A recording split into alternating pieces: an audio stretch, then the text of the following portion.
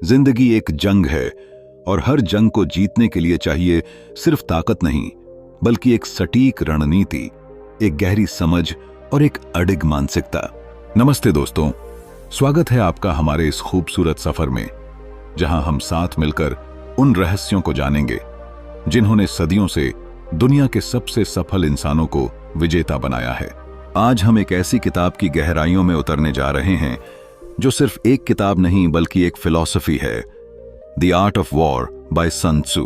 कहते हैं, युद्ध सिर्फ तलवारों से नहीं जीते जाते, जीत उन लोगों की होती है जो दिमाग से खेलते हैं, जो वक्त से पहले अपनी चालों को समझते हैं। sun tzu, एक महान चाइनीज सेनापति और फिलॉसफर, ने इस अनमोल ग्रंथ को लिखा था।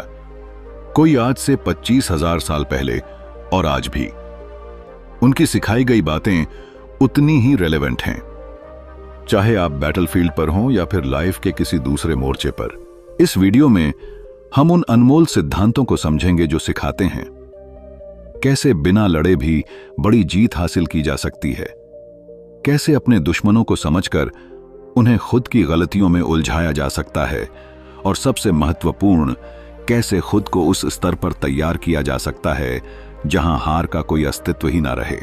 यह सिर्फ एक किताब नहीं होगी, यह एक जर्नी होगी आपके अंदर छुपे उस स्ट्रैटेजिस्ट को जगाने की जो अभी भी कहीं गहरी नींद में है।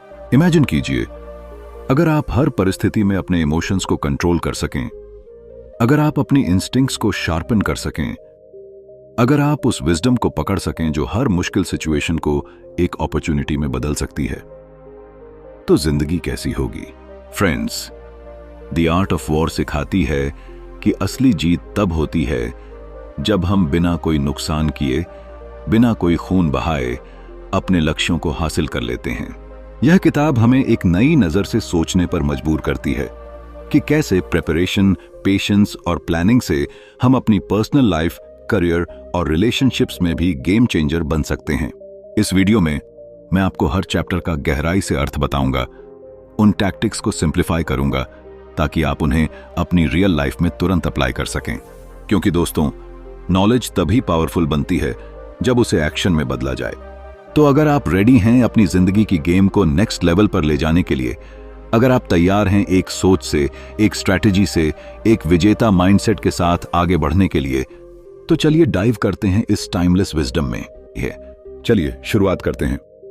चैप्टर 1, योजनाओं की नींव। जब भी हम किसी महान युद्ध की कहानियां सुनते हैं, चाहे वो इतिहास के पन्नों में दर्ज हो या किसी वीर गाथा का हिस्सा हो, एक बात हमेशा सामने आती है। विजयी वही हुए जिन्होंने युद्ध में कूदने से पहले हर चाल, हर परिस्थिति और हर परिणाम की कल्पना कर ली थी। वो योद्धा जो तलवार उठाने से पहले अपने मन की तलवार को तेज करते हैं, वो जो रणभूमि में कदम रखने से पहले अपने अंदर एक अदृश्य रणभूमि रच लेते हैं, वही सच्चे विजेता कहलाते हैं। sun tzu हमें यही गहरी बात समझाते हैं। युद्ध केवल हाथों से लड़ी जाने वाली लड़ाई नहीं है, यह एक मानसिक खेल है, एक ऐसी बिसात है जहां हर मोहरा, हर चाल, हर भावना पहले से तय करनी होती है। कोई भी योद्धा सिर्फ ताकत के बल पर युद्ध नहीं जीतता, वह अपने मन, अपनी योजना और अपनी सूझबूझ के बल पर जीत हासिल करता है। जैसे एक किसान फसल बोने से पहले जमीन को तैयार करता है, वैसे ही एक सेनापति अपने युद्ध की जमीन को अपनी योजनाओं से सींचता है। कल्पना कीजिए, एक सेनापति बिना योजना के सेना लेकर युद्ध भूमि में उतर जाए। न उसे दुश्मन की ताकत का अंदाजा हो, न अपनी सीमाओं का ज्ञान, न मौसम का ध्यान, न रास्तों का सही नक्शा। ऐसे में जीतना तो दूर, जिंदा लौटना भी मुश्किल हो जाएगा। sun tzu कहते हैं कि अगर हम शांति के समय में योजना नहीं बनाते, तो युद्ध के समय केवल पछतावा ही हाथ आता है। योजना बनाते समय हमें 5 चीजों को ध्यान में रखना चाहिए: नैतिक नियम, मौसम, भूगोल, नेतृत्व और अनुशासन। मगर याद रखिए, ये 5 बातें केवल बाहरी दुनिया से नहीं जुड़ी होती, ये हमारे अंदर की तैयारी से भी संबंधित हैं। किसी भी सेनापति को, किसी भी नेता को सबसे पहले अपने मन के युद्ध को जीतना होता है। युद्ध तब नहीं जीता जाता जब तलवारें भिड़ती हैं, युद्ध तो तब जीत लिया जाता है जब रणनीति बनाते समय दुश्मन को मानसिक रूप से मात दे दी जाती है। sun tzu का यही संदेश दिल छू जाता है।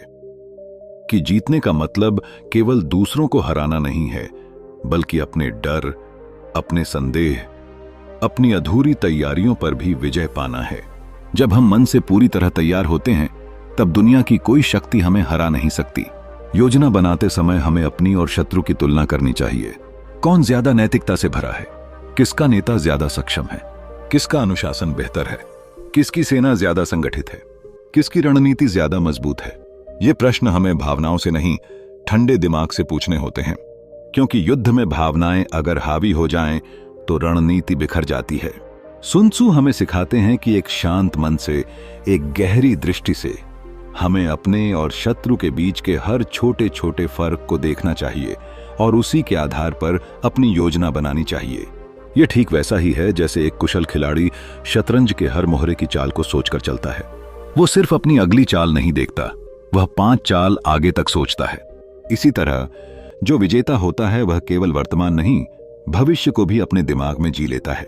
सुन त्सु बार बार इस सत्य पर बल देते हैं कि जो पहले से जीत की परिस्थितियां बना लेता है वही वास्तव में युद्ध जीतता है, और जो बिना सोचे समझे युद्ध में कूदता है वह केवल हार की ओर कदम बढ़ा रहा होता है। इसीलिए हर बड़ा युद्ध, हर बड़ी विजय, हर बड़ा परिवर्तन हमेशा एक अदृश्य युद्ध से शुरू होता है, एक मानसिक युद्ध से, जो रणनीति और समझदारी से लड़ा जाता है।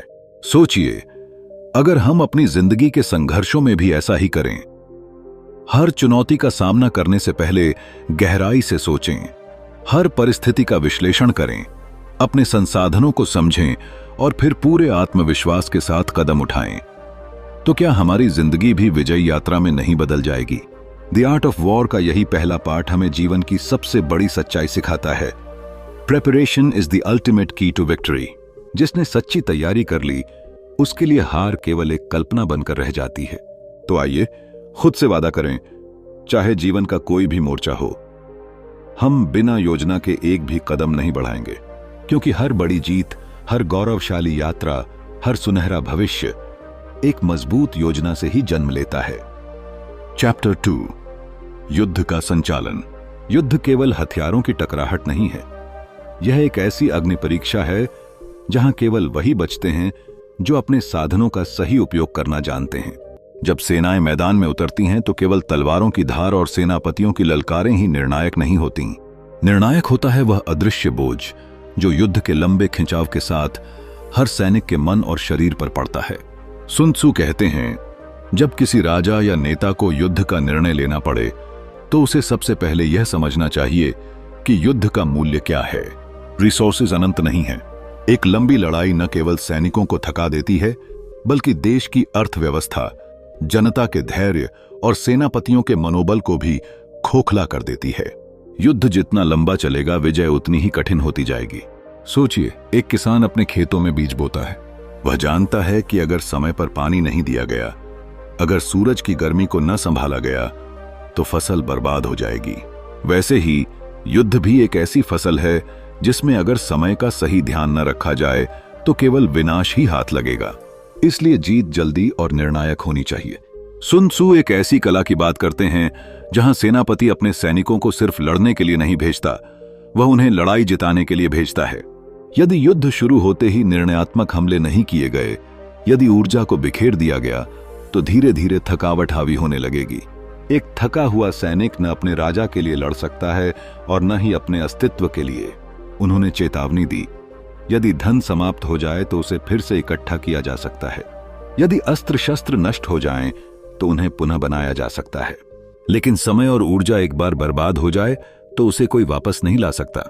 युद्ध एक दौड़ है जहां हर क्षण अनमोल है और हर कदम सोच समझकर उठाना जरूरी है। एक राजा जो युद्ध में जल्दबाजी करता है, बिना तैयारी के लड़ाई में कूदता है, वह अपनी ही सेना का सर्वनाश सुनिश्चित करता है। दूसरी ओर जो राजा बिना सोच विचार के युद्ध को लटकाता है, वह अपने देश की जनता को भूख, गरीबी और असंतोष की आग में झोंक देता है। समय का सही निर्णय ही सबसे बड़ी शक्ति है। सुन त्सु समझाते हैं कि जब युद्ध आरंभ हो जाए तो उसे शीघ्र समाप्त करने का प्रयास करना चाहिए। लंबी लड़ाइयों में नायक भी साधारण बन जाते हैं। सेनाओं को लगातार भोजन, अस्त्र शस्त्र और मनोबल की आवश्यकता होती है, और ये सभी सीमित होते हैं। एक सेनापति को चाहिए कि वह तेज आक्रमण करके शत्रु को असमंजस में डाले, उसकी आपूर्ति लाइनों को काटे और बिना देरी के निर्णायक विजय प्राप्त करे। कल्पना कीजिए एक छोटी नदी की जो धीरे धीरे एक विशाल समुद्र की ओर बहती है। अगर बीच में चट्टानें आ जाएं तो उसका प्रवाह रुक जाता है, गंदगी जमने लगती है और उसकी सुंदरता खत्म हो जाती है। वैसे ही अगर युद्ध में भी अनावश्यक अड़चनें डाली जाएं तो लक्ष्य से भटकाव होता है और नुकसान ही नुकसान होता है। एक सच्चा सेनापति वही है जो अपने सैनिकों को ज्यादा दिन युद्ध भूमि में न रोके, जो जानता है कि अगर सैनिक अपने घरों से दूर ज्यादा समय तक रहेंगे तो उनका मन टूटेगा, उनके कदम लड़खड़ाएंगे। इसीलिए सन त्सू बार बार बल देते हैं, quick and decisive victories are the only real victories. कई बार राजा अपने गुस्से में या अहंकार में युद्ध को अनावश्यक रूप से बढ़ा देते हैं। वे भूल जाते हैं कि उनका गुस्सा क्षणिक है, लेकिन उसके परिणाम सदियों तक देश और जनता को भुगतने पड़ सकते हैं। युद्ध में सबसे बड़ी जीत वही है जहां कम से कम जान माल की हानि हो और शत्रु बिना लड़े ही आत्मसमर्पण कर दे। sun tzu हमें यह सिखाते हैं कि एक श्रेष्ठ नेता वह नहीं जो हर लड़ाई लड़े, बल्कि वह जो हर लड़ाई सोच समझकर लड़े, जो जानता है कि कब वार करना है और कब संयम रखना है, जो सैनिकों को सहेज कर रखता है, जनता को सुरक्षित रखता है और शत्रु को उसके ही जाल में फंसाकर परास्त करता है। युद्ध का संचालन केवल तलवार चलाने की कला नहीं, बल्कि हृदय, मस्तिष्क और आत्मा का संतुलन है। बिना योजना के युद्ध विनाश का कारण बनता है और बिना जल्दी निर्णय के युद्ध थकावट का प्रतीक बन जाता है। जो सेनापति इन दोनों के बीच सही संतुलन साध लेता है, वही इतिहास के पन्नों में विजेता कहलाता है। तो मित्रों, युद्ध से पहले और युद्ध के दौरान सही निर्णय, त्वरित कार्रवाई और ऊर्जा का बुद्धिमानी से उपयोग ही सच्ची विजय की कुंजी है। क्योंकि आखिर में एक सैनिक की सबसे बड़ी ताकत न उसकी तलवार है, न उसका कवच। उसकी सबसे बड़ी ताकत है उसका विश्वास, उसकी ऊर्जा और उसका लक्ष्य की ओर अडिग बढ़ना। और वही सिखाते हैं हमें sun tzu कि युद्ध अगर सही तरीके से लड़ा जाए तो केवल जीत ही नहीं देता, वह हमें जीवन जीने की सबसे गहरी कला भी सिखा देता है। चैप्टर 3, रणनीति द्वारा आक्रमण। जब इंसान किसी जंग में उतरता है तो उसके मन में दो ही बातें गूंजती हैं, या तो जीत या फिर हार। पर अगर कोई समझदार योद्धा है तो वह जानता है कि असली जीत वह नहीं जो तलवार से हासिल की जाए। असली जीत वो होती है जो बिना खून बहाए सिर्फ बुद्धिमत्ता और रणनीति से हासिल हो। sun tzu हमें यही महान सत्य सिखाते हैं। जीत का असली रास्ता केवल ताकत से नहीं, स्ट्रैटेजी से गुजरता है। कल्पना कीजिए, एक समय था जब दो शक्तिशाली राज्यों के बीच युद्ध छिड़ने की आशंका थी। दोनों सेनाएं विशाल थीं, सैनिकों का उत्साह उबाल मार रहा था, हथियार चमचमा रहे थे। पर तभी एक सेनापति ने फैसला लिया कि वह सीधे युद्ध नहीं करेगा। उसने शत्रु के मनोबल को तोड़ने की योजना बनाई। उसने उनके मार्ग में भोजन और पानी की आपूर्ति को काट दिया, उनके भीतर संदेह और भय के बीज बो दिए।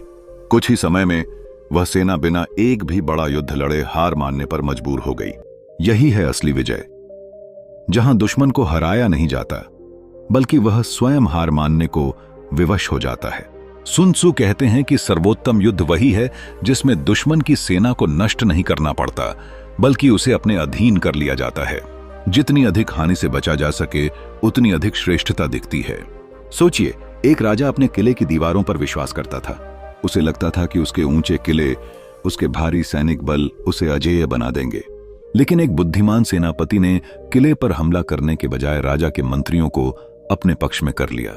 धीरे धीरे राजा का समर्थन खत्म होने लगा और अंततः वह स्वयं ही अपने किले के दरवाजे खोलने पर मजबूर हो गया। इतिहास गवाह है, दिमाग से जीते युद्ध तलवारों से लड़े गए युद्धों से कहीं अधिक स्थायी होते हैं। sun tzu हमें बार बार चेताते हैं, never engage in a prolonged war.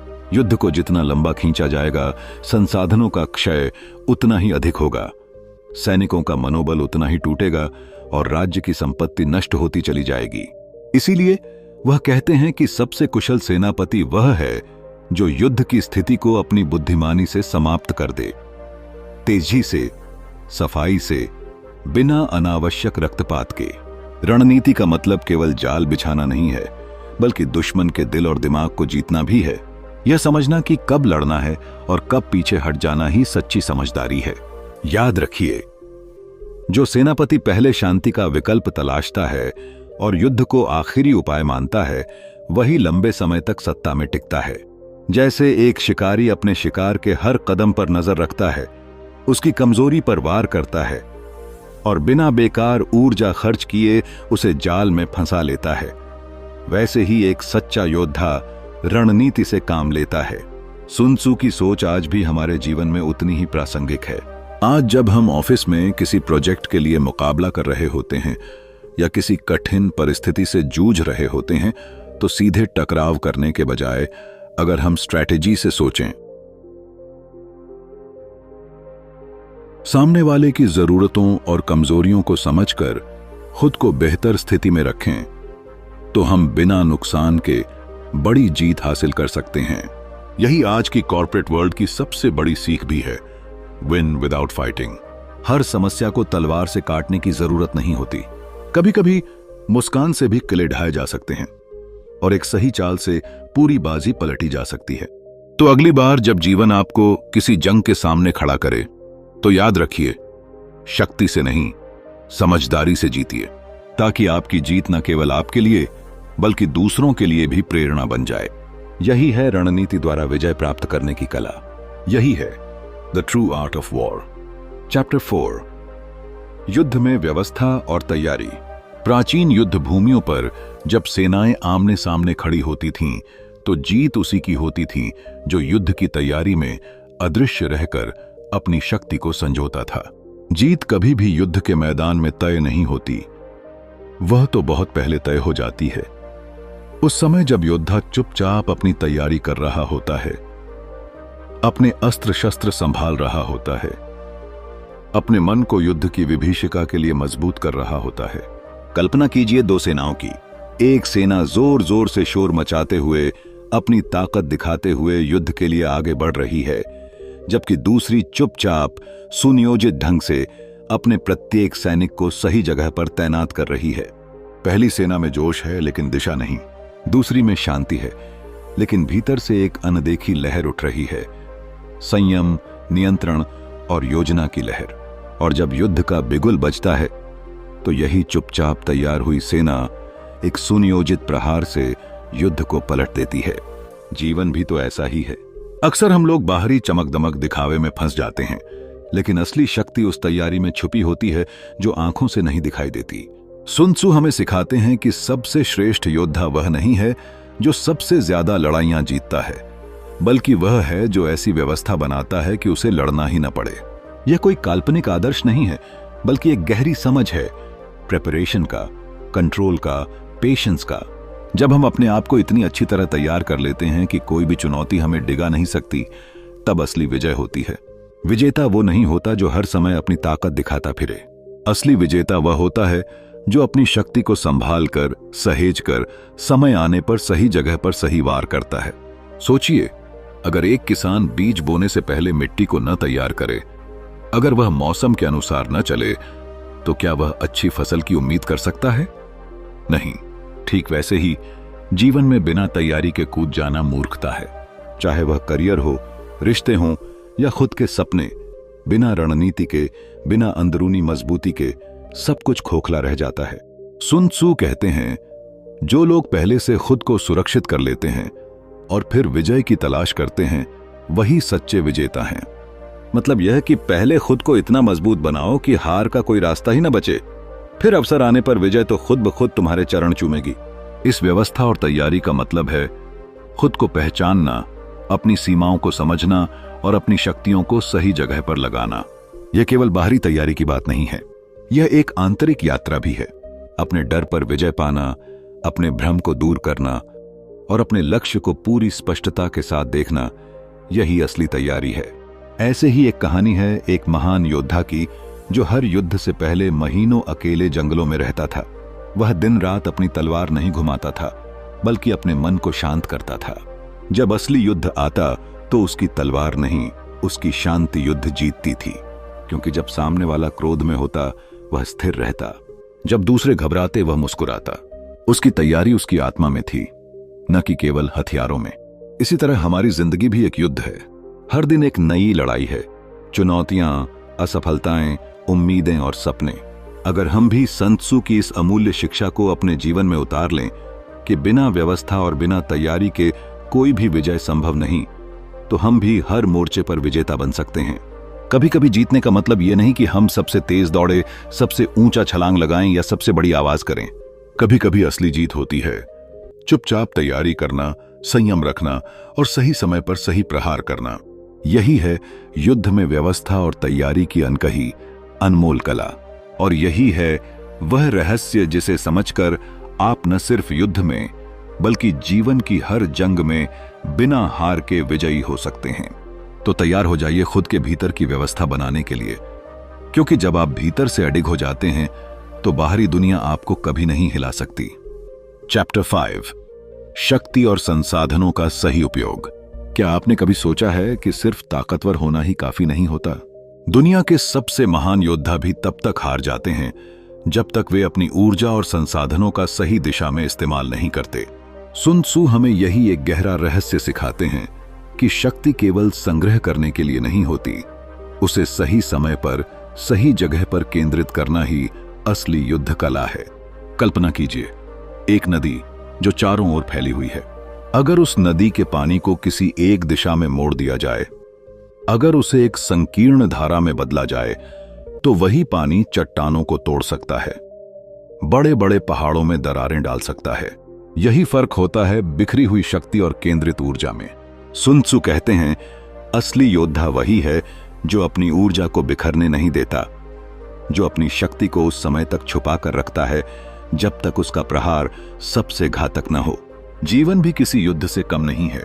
हम हर रोज अपनी ऊर्जा कई जगह खर्च कर देते हैं, बेवजह की लड़ाइयों में, फालतू की बहसों में, नकारात्मक सोच में। सोचिए, अगर हम अपनी सारी शक्ति केवल उन लक्ष्यों पर लगाएं जो हमारे भविष्य को उज्जवल बना सकते हैं, तो हम भी अजेय बन सकते हैं। यही यूज ऑफ एनर्जी का असली सार है। अपनी शक्ति को समझो, उसकी कदर करो और उसे व्यर्थ मत गवाओ। सुन त्सू ने हमें सिखाया कि बड़ी सेना होना ही पर्याप्त नहीं, उसे एकजुट और उद्देश्यपूर्ण बनाना जरूरी है। उन्होंने बताया कि बिखरी हुई सेना का हश्र क्या होता है। वह जल्दी थक जाती है, अपना मार्ग भटक जाती है और अंततः हार मान लेती है। इसके विपरीत एक संगठित और ऊर्जा से भरपूर सेना छोटी होने के बावजूद भी बड़े से बड़े शत्रु को परास्त कर सकती है। आपने देखा होगा, जंगल का शेर जब शिकार करता है तो वह पूरे जंगल में नहीं दौड़ता, वह चुपचाप बैठता है, अपनी ऊर्जा बचाता है, पूरी एकाग्रता से सही अवसर का इंतजार करता है। जब सही मौका आता है, वह बिजली की गति से हमला करता है, बिना चूके, बिना थके, और सफलता उसकी मुट्ठी में होती है। हम सबको अपने जीवन में भी यही रणनीति अपनानी चाहिए। हर समय दौड़ते रहने से बेहतर है अपनी ऊर्जा को संचित करना और सही समय पर उसका विस्फोट करना। फोकस और टाइमिंग, यही दो सबसे बड़े हथियार हैं जो हमें हारने से बचाते हैं। हर दिन, हर पल हमें यह तय करना चाहिए कि हमारी शक्ति कहां खर्च हो रही है। क्या हम अपनी मानसिक ऊर्जा नकारात्मक लोगों पर खर्च कर रहे हैं? क्या हम अपने सपनों की बजाय दूसरों की उम्मीदों को पूरा करने में उलझे हुए हैं? अगर हां, तो यह उसी बिखरी नदी जैसा है जिसका पानी समुद्र तक पहुंचने से पहले ही सूख जाता है। सुन त्सू के अनुसार एक बुद्धिमान सेनापति अपनी सेना को थकने नहीं देता। वह जानता है कि लगातार संघर्ष से सैनिकों का मनोबल गिरता है, उनका जोश खत्म हो जाता है। इसलिए वह विश्राम देता है, ऊर्जा को पुनः संचित करता है और फिर प्रहार करता है जब जीत की संभावना सबसे प्रबल हो। यह जीवन का भी नियम है। हमें अपने भीतर की शक्ति को पहचानना होगा, अपने संसाधनों का सम्मान करना होगा और यह सीखना होगा कि कहां संघर्ष करना है और कहां धैर्य रखना है। हर काम के पीछे एक सही समय होता है और हर प्रयास के पीछे एक सही दिशा होनी चाहिए। सुन त्सू की शिक्षा हमें आज भी फुसफुसाकर याद दिलाती है, असली ताकत उसमें नहीं है जो हमेशा लड़ता है, असली ताकत उसमें है जो जानता है कि कब, कहां और कैसे लड़ना है।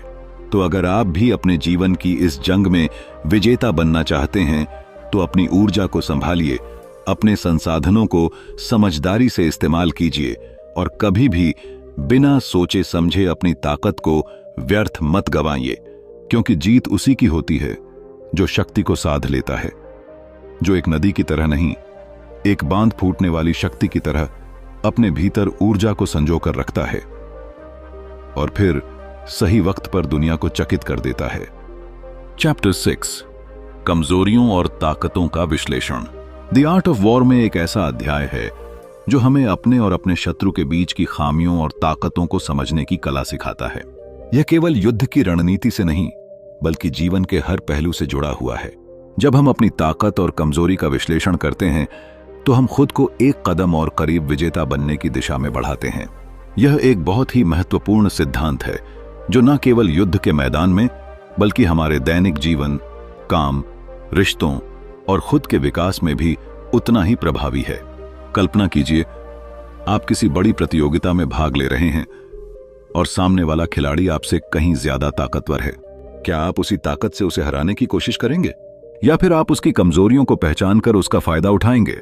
सही जवाब यही है कि हम अपनी रणनीति और ताकत को सही जगह पर लगाते हुए शत्रु की कमजोरियों का फायदा उठाते हैं। यही असली चालाकी है। यहां पर एक कहानी याद आती है जो हमें समझाती है कि क्यों अपनी ताकत और कमजोरी का सही मूल्यांकन करना इतना जरूरी है। एक बार एक बुद्धिमान शासक ने अपने सेनापति से पूछा, तुम्हें क्या लगता है, हम युद्ध में कैसे जीत सकते हैं? सेनापति ने जवाब दिया, हमारी सेना मजबूत है, हमारी रणनीतियां महान हैं, लेकिन हमारी सबसे बड़ी ताकत यह है कि हम अपने दुश्मन की कमजोरी को पहचान सकते हैं और उसे अपनी ओर मोड़ सकते हैं। यह सिद्धांत केवल सैन्य रणनीति के लिए नहीं है, यह हमारे जीवन के हर क्षेत्र में लागू होता है। कभी आपने सोचा है कि जो लोग सफलता की ऊंचाइयों तक पहुंचते हैं वे हमेशा शारीरिक रूप से सबसे सक्षम नहीं होते, लेकिन उनके पास एक अद्भुत समझ होती है अपनी ताकतों को पहचानने और अपनी कमजोरियों को सुधारने की। यह ध्यान रखना जरूरी है कि हमारी कमजोरी ही हमें सबसे ज्यादा सिखाती है और हमारी ताकतों को इस्तेमाल करने का सही तरीका भी हमें दिखाती है। सोचिए, अगर हम अपनी कमजोरी को नकारते रहते हैं तो हम खुद को सीमित कर रहे होते हैं, लेकिन अगर हम उन्हें पहचानते हैं और उन पर काम करते हैं तो हमारी कमजोरी भी हमारी ताकत बन सकती है। यह जैसे एक नदी है जो अपनी दिशा में बहती है, लेकिन जब रुक जाती है तो वह गहरी खाई में बदल जाती है। अपनी कमजोरी को समझकर उस पर काम करने से हम न केवल अपनी सीमा को तोड़ सकते हैं, बल्कि हम अपनी पूरी क्षमता को उजागर कर सकते हैं। उदाहरण के तौर पर, अगर हम अपनी गलती को स्वीकारने से डरते हैं तो हम कभी भी अपने आप को सही नहीं कर पाएंगे। लेकिन जब हम अपनी गलती को पहचानते हैं और सुधारने की कोशिश करते हैं तो हम न केवल अपनी कमजोरी को खत्म कर देते हैं, बल्कि एक नई ताकत भी पा लेते हैं। यह एक लगातार प्रक्रिया है जिसमें हमें खुद को बार बार देखना और सुधारना होता है। युद्ध में भी यही होता है। जो सेनापति अपनी सेना के ताकतवर और कमजोर पहलुओं को पहचानता है, वही युद्ध में अपने विरोधी को हराने में सफल होता है। लेकिन यही सिद्धांत जीवन के हर क्षेत्र में लागू होता है, चाहे आप अपने काम में हो, अपनी पढ़ाई में या रिश्तों में। अगर आप अपनी ताकत और कमजोरियों को पहचानते हैं और उनका सही तरीके से उपयोग करते हैं तो आपको हर हाल में सफलता मिलती है। याद रखिए, असली ताकत केवल आपकी शक्ति में नहीं, बल्कि यह जानने में है कि कब और कहां आपको अपनी ताकत दिखानी है और कब और कहां आपको अपनी कमजोरी को सुधारना है। यही रणनीति आपको हर जंग में जीत दिलाती है। दोस्तों, यह एक बहुत ही गहरी समझ है। अपनी ताकत को पहचानना और अपनी कमजोरियों को सुधारना, यह वही तरीका है जो आपको न केवल युद्ध के मैदान में, बल्कि जीवन के हर क्षेत्र में एक विजेता बना सकता है। चैप्टर 7, रणनीतियों में परिवर्तन। जब भी किसी युद्ध या संघर्ष की बात होती है तो सबसे जरूरी बात यह है कि हमें अपनी स्थिति के अनुसार अपनी रणनीति बदलनी आती हो। कई बार हमारी शुरुआती योजना सफल नहीं होती और इस समय एक समझदार नेता वही होता है जो स्थिति को महसूस कर सके और तुरंत अपनी रणनीति में बदलाव कर सके। इसे ही कहते हैं टैक्टिकल फ्लेक्सिबिलिटी, यानी रणनीति में लचीलापन। सोचिए, एक राजा ने एक बड़े युद्ध की योजना बनाई। उसकी सेना पूरी तरह से तैयार थी। उसे अपने दुश्मन पर विजय प्राप्त करने का पूरा विश्वास था। लेकिन जैसे ही युद्ध शुरू हुआ, उसे महसूस हुआ कि दुश्मन की ताकत उसके अनुमान से कहीं ज्यादा थी।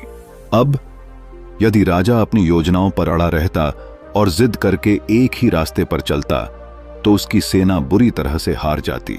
लेकिन जैसा कि हर महान नेता करता है, राजा ने तुरंत अपनी रणनीति बदल दी। उसने दुश्मन की ताकत को पहचानकर उसी के खिलाफ अपनी सेना को पूरी तरह से फिर से व्यवस्थित किया और आखिरकार वह जीत गया। यही है रणनीतियों में परिवर्तन का असली महत्व। इसमें कोई शक नहीं कि हर कदम पर बदलाव करना कठिन होता है। हम अपनी योजनाओं पर घेराबंदी करते हैं और किसी ने कहा है कि किसी बड़ी योजना को छोड़ना, उसे बदलना आसान नहीं होता, लेकिन जो हमें अपनी सोच और योजनाओं में लचीलापन लाने की क्षमता देता है, वही असली विजेता बनता है। यही बात हमें यह समझाती है कि किसी भी बदलाव को स्वीकार करना, उसे महसूस करना और उस बदलाव से सही दिशा में मार्गदर्शन प्राप्त करना हमारी सबसे बड़ी ताकत बन सकती है। ऐसी ही एक उदाहरण इतिहास में मिली है, जब एक प्रसिद्ध सेनापति ने अपनी सेना को एक अजीब दिशा में भेजा। शुरुआत में यह पूरी तरह से अप्रत्याशित था और दुश्मन को इस पर विश्वास ही नहीं हो रहा था। यह कदम उसके लिए खतरनाक भी हो सकता था, लेकिन उसने स्थिति का सही आकलन किया और दुश्मन की उम्मीदों को तोड़ते हुए एक नई दिशा में हमला किया। परिणाम स्वरूप दुश्मन अपनी पूरी रणनीति बदलने पर मजबूर हो गया और सेनापति ने जीत हासिल की। रणनीतियों में परिवर्तन सिर्फ युद्ध के मैदान तक सीमित नहीं है, यह हमारे व्यक्तिगत जीवन में भी उतना ही महत्वपूर्ण है। हम सभी की जिंदगी में ऐसे पल आते हैं जब हमारे द्वारा बनाई गई योजनाएं ठीक से काम नहीं करती। जैसे किसी के करियर में उतार चढ़ाव आते हैं या किसी रिश्ते में तनाव आता है। यदि हम इन पलकों में घबराकर वही पुरानी राह पकड़ने की कोशिश करें तो अक्सर हम और भी बड़ी समस्याओं में फंस सकते हैं। लेकिन जब हम अपनी स्थिति के अनुसार निर्णय लेते हैं, अपनी सोच और दृष्टिकोण में बदलाव लाते हैं, तो हम न केवल कठिनाइयों से बाहर निकल सकते हैं, बल्कि नई ऊंचाइयों को भी छू सकते हैं। सच बात यह है कि हमें किसी भी परिस्थिति को एक अवसर के रूप में देखना चाहिए। हर नया मोड़, हर नई चुनौती एक मौका है अपने दृष्टिकोण को बदलने का। यह समझने की बात है कि किसी भी योजना को हमेशा एक लचीलापन और रणनीतिक बदलाव के साथ अपनाना चाहिए। Victory lies in adaptation. जैसे जैसे हम जीवन की राह पर चलते हैं, यह समझ पाना जरूरी है कि रणनीतियों में बदलाव ही हमें न केवल संघर्षों से उबारता है, बल्कि हमें दुनिया की सबसे बड़ी शक्ति, चतुराई और समझदारी प्रदान करता है। अपनी रणनीतियों में बदलाव लाना एक कला है और हर सफलता की कहानी में यही एक महत्वपूर्ण तत्व छुपा होता है। इसलिए अगर आप जीवन के किसी मोड़ पर खड़े हैं और आपको लग रहा है कि आपकी रणनीति विफल हो रही है, तो समझिए कि यह एक अवसर है बदलने का, आगे बढ़ने का और कुछ नया सीखने का। परिवर्तन को अपनाकर हम सिर्फ अपनी सफलता की दिशा बदल सकते हैं, बल्कि एक नई राह पा सकते हैं जो हमें हमारी मंजिल तक पहुंचा देगी। दोस्तों, द आर्ट ऑफ वॉर सिर्फ एक युद्ध की किताब नहीं है, बल्कि यह जीवन को जीतने का तरीका सिखाती है। सुन त्सू की ये टाइमलेस रणनीतियां हमें यह सिखाती हैं कि कैसे हम अपनी सोच, योजना और रणनीतियों में बदलाव लाकर हर संघर्ष को अपनी तरफ मोड़ सकते हैं। याद रखिए, युद्ध कभी भी सिर्फ हथियारों से नहीं जीते जाते, बल्कि सही दिमाग, सही निर्णय और सही समय पर रणनीति बदलने से ही असली जीत मिलती है। अगर आप चाहते हैं कि आपकी जिंदगी भी इस किताब की तरह सफल हो, तो अपनी सोच को लचीला रखें और हर मोड़ पर एक नई रणनीति अपनाएं। अगर इस वीडियो ने आपको कुछ नया सिखाया हो तो इसे लाइक और शेयर जरूर करें और हमारी चैनल को सब्सक्राइब करना न भूलें। आने वाले और भी जबरदस्त वीडियो के लिए जुड़े रहें। हम अगले वीडियो में फिर मिलेंगे।